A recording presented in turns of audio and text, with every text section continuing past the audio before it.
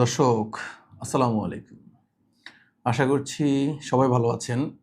বরাবরের মতো আজকে যে ভাইটি আমার সামনে বসা, আ ভাইয়ের নামটি হচ্ছে বাইজিদ। গাজীপুর থাকে, তাই না? জি স্যার। আচ্ছা। ভাইটির দীর্ঘ সময় ধরে একটি সন্তানের জন্য চেষ্টা করে যাচ্ছেন। আসলে ওনারা যখন চেম্বারে আসেন, ওনাদের যে প্রবলেমটা ছিল সেটা ছিল, ওনার ছিল একটু শুক্রাণুর গতিবিধির সমস্যা।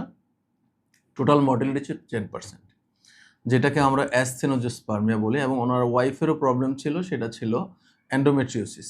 এন্ডোমেট্রিওসিসের প্রবলেম ছিল। আপনারা জানেন এন্ডোমেট্রিওসিস খুব তীব্র একটা প্রবলেম এবং খুব বাজে একটা সমস্যা এটা মহিলাদের জন্য। পিরিয়ডের সময় খুব অস্বাভাবিক এবং অত্যন্ত জটিল আকার ধারণ করে ব্যথা। এই প্রবলেম নিয়ে ওনারা আসেন। আসলে ওনারা দীর্ঘ ৩ বৎসর ধরে সন্তানের জন্য চেষ্টা করে যাচ্ছেন। অন্যান্য কোনো ডক্টর দেখায়নি। আমার এখানে ডিরেক্ট আসেন, আমার ভিডিওগুলো দেখার পরে আসেন। আল্লাহ তাআলার অশেষ রহমতে ওনাদের চিকিৎসা খুব বেশি দিন লাগেনি। ৩ নাম্বার মাসে আল্লাহ তাআলা মাফ করেছেন। এবং ওনার পরিবারে আজকে খুব ভালো লাগার একটা বিষয়, খুব খুশি এবং খুবই আনন্দিত উনি এবং ওনার ওয়াইফ, ওনার পরিবারের বাবা-মা সবাই। কারণ হচ্ছে শুক্রাণুর গতিবিধির যখন সমস্যা থাকে তখন অনেকে খুব ঘাবড়িয়ে যান। আসলে ওনার সমস্যা ছিল যেহেতু গতিবিধি 10% ছিল, আমরা এই সকল ক্ষেত্রে নরমালি কাউকে আমরা আইইউইউভি ট্রিটমেন্ট করি না। ওনাকে মেডিসিনাল ট্রিটমেন্ট করি। আপনাকে তো মেডিসিনাল জি ট্রিটমেন্ট স্যার, করেছি। আমাকে কোনো আইইউইউভি লাগে নাই। নরমালি করেছি। উনার ওয়াইফকেও নরমালি আমরা মেডিসিনাল ট্রিটমেন্টের মাধ্যমে চিকিৎসা করেছি এবং ওনাদেরকে সবচাইতে যে বিষয়গুলো ছিল, টেনশন দূরে রাখা এবং হাঁটাচলা করা। কিছু লাইফস্টাইলের কথা বলেছি, এই জিনিসগুলো মেনে চলা। আল্লাহ তাআলা মেনে চলেছে এবং খুব সুন্দর একটি রেজাল্ট নিয়ে আজকে আমার সামনে এসেছেন। সকালবেলা ২ টি লাল দাগ এবং ওনাদের প্রেগন্যান্সি টেস্ট দিয়েছিলাম। প্রেগন্যান্সি পজিটিভ রিপোর্ট আসছে, যেটা একটা কাপলের জন্য একটা সফলতার সবচাইতে ভালো লাগা এবং তাদের পরিবারের সবচেয়ে। এবং বিটা ইসিজি করেছিলাম। বিটা ইসিজি নরমালি ৫ এর উপরে গেলে পজিটিভ থাকে। ওনার ৬,২৪২ কনফার্ম প্রেগন্যান্সি পজিটিভ।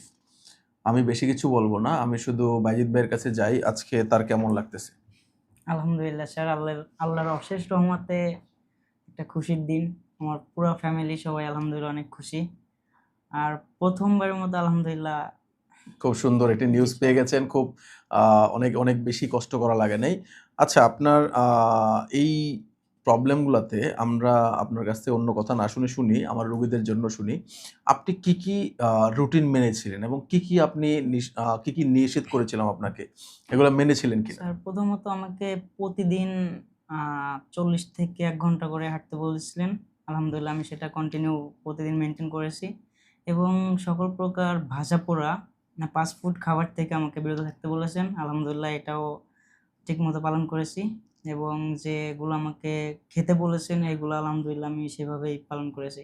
আপনার ওয়াইফকে যেহেতু উনার এন্ডোমেট্রিওসিস ছিল, উনাকে কি বলেছিলাম নিষেধ?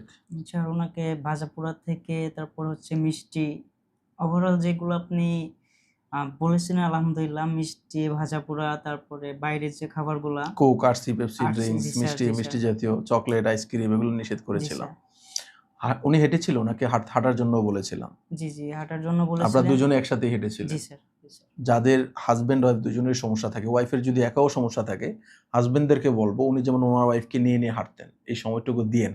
এই সময়টুকু দিলে চিকিৎসা করলে আপনারা ভাববেন না শুধু ওষুধেই ঠিক হয়ে যাবে। আমরা যাদের পিসিওএস এর সমস্যা অথবা এন্ডোমেট্রিওটিক সিস্ট অথবা এন্ডোমেট্রিওসিস অথবা চকলেট সিস্ট, এই ধরনের রোগীদেরকে সবসময় একটা কথা বলি, ১ থেকে ১.৫ ঘন্টা হাঁটবেন। কোকা-কোলা, আরসি, পেপসি, ড্রিংকস, মিষ্টি জাতীয় চকলেট, আইসক্রিম, ভাজাপোড়া খাবার এগুলো একদম নিষেধ। একদম স্ট্রিক্টলি বলেছি। রাতের ভাত না খাইতে বলেছিলাম। জি স্যার। দুপুরে ভাত, সকালে রুটি খাইতে বলি। এই হচ্ছে লাইফস্টাইল। এর মাঝখানে খিদা লাগলে নোনতা বিস্কিট বা মুড়ি নরমালি যেগুলা এই ধরনের খাবার খেতে বলেছি এবং খুব হেলথি লাইফ লিড করতে বলি আমি ওনাদেরকে। আল্লাহ তাআলা ওনাদের মতো সবাই এরকম সফল পাবেন। আজকে খুব ভালো লাগতেছে। আ আজকে এই ভাই আমাদের চেম্বারে একটা সফলতার সংবাদ নিয়ে এসেছেন এবং মিষ্টি নিয়ে এসেছেন। ভালো লাগার বিষয়ে, মিষ্টি বিষয়ে না, আসলে খুশির সংবাদটা যে শেয়ার করতে এসেছেন, এজন্য আল্লাহ তাআলার কাছে শুকরিয়া এবং আল্লাহ তাআলা ওনাদের অনাগত সন্তানটাকে সুস্থ স্বাভাবিকভাবে দুনিয়াতে আনুক, এই দোয়া করি এবং ওনারা যেন সুস্থ স্বাভাবিক থাকে ওনার ওয়াইফের জন্য দোয়া করবেন সবাই এবং ওনার সন্তানের জন্য দোয়া করবেন। ভালো থাকবেন সবাই। আসসালামু আলাইকুম।